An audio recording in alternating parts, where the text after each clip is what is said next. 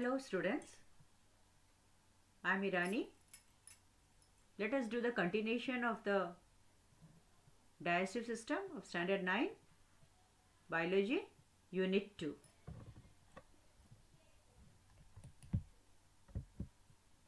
Now what are the objectives of this video?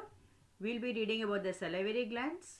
We will read how swallowing and peristalsis takes place, esophagus, about stomach, small intestine and large intestine.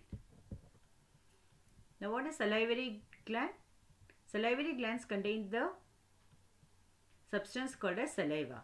What is saliva? Saliva is a slightly acidic fluid containing water, salt, mucus and an enzyme called as salivary amylase or ptyalin. There are three pairs of salivary glands. You can see in this diagram here. One is a parotid gland which is located in front of and beneath each ear.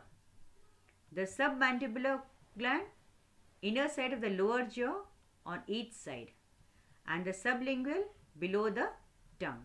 So there are three salivary glands in human body. What are the functions of saliva? It facilitates speaking and swallowing. It moistens and lubricates the food. It acts as a solvent. It helps the food particles to stick together to form bolus. It digests starch, amylase, and converts starch into maltose. It cleans the mouth. It destroys the germs. It also aids in water balance in the body. Now let us learn what is swallowing and the movement called as peristalsis. The tongue presses upward and back against the roof palate of the mouth and forces the bolus into the throat. The back part of the roof of the mouth cavity closes the opening between the throat and the nasal passages. Then the larynx is pulled upward to bring it close to the back of the tongue with a flap called as epiglottis, closing its opening, and the swallowed food passes into the esophagus. Once the food reaches the esophagus, it starts conducting behind a special movement called as peristalsis. And what is peristalsis? It's a wave of constriction caused by the circular muscles of the gut pushing the food along.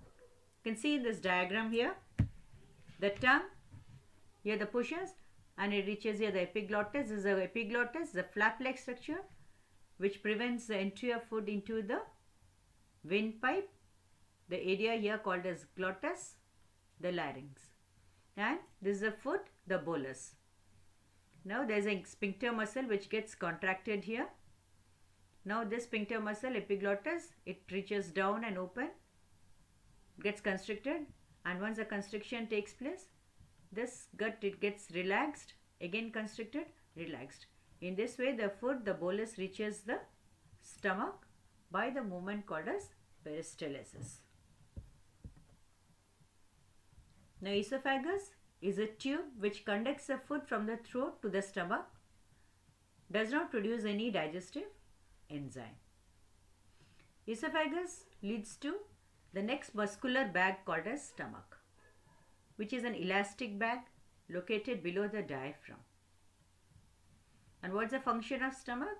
It churns the food thoroughly and mixes with the gastric juice. The opening of the stomach into the intestine is called as pylorus, which contains a ring of muscles, that is a sphincter muscle, to keep the opening closed like valve to prevent the food passing into from the stomach. That means it prevents vomiting. A cardiac sphincter is present at the front end of the stomach to prevent backflow of the food into the esophagus. Food stays in the stomach for about 3 hours and forms a pulp-like structure called as chyme. Now what is vomiting? Sometimes when the stomach is overloaded or disturbed, vomiting occurs in which the cardiac sphincter opens and a reverse wave of muscular contraction, that is antiperistalsis, is caused, which throws the contents out through the mouth. That is called as peristalsis, vomiting. Small intestine, it's a tube about 7 meters long, 2.5 centimeter wide, which is highly coiled and folded in the abdomen. It has three subregions: duodenum, jejunum, ileum. Duodenum, the short upper part next to the stomach, where the bile duct opens into this part. Jejunum is 2 meters next to the duodenum. Ileum is about 4 meters, which refers to twisting movements. The small intestine contains a smaller finger-like structure called as villi or villus.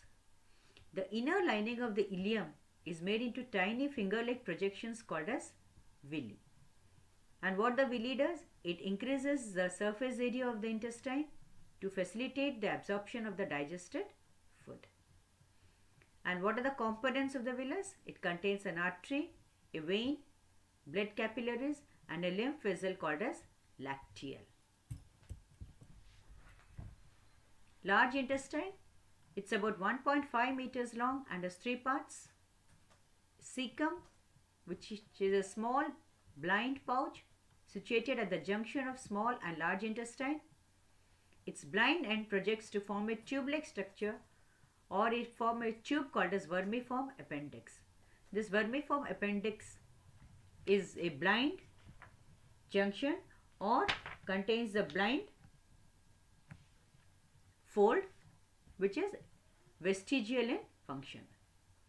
Colon, it's broader than the ileum and passes up the abdomen just below the stomach. Rectum, the last part, which is around 15 centimeters, which opens at the anus. The anus has a circular sphincter to keep it closed, except while passing the bowels. Now let us read the function of large intestine.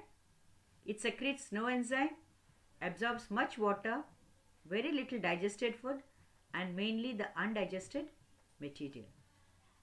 The contents become semi-solid, called as feces, that is the undigested materials, which passes into the rectum and are expelled at intervals. The expulsion of the undigested remains of the food from the alimentary canal is called as defecation. Now this is a diagram, anterior view. The stomach, the liver is present here, and the first part of the small intestine, the duodenum. This is a colon, the jejunum, which comes down, the appendix, the blind end, cecum, the anal. Now from the stomach to the small intestine to large intestine. So we have completed the parts of the alimentary canal, and in the next video we will read about the digestive glands. Thank you.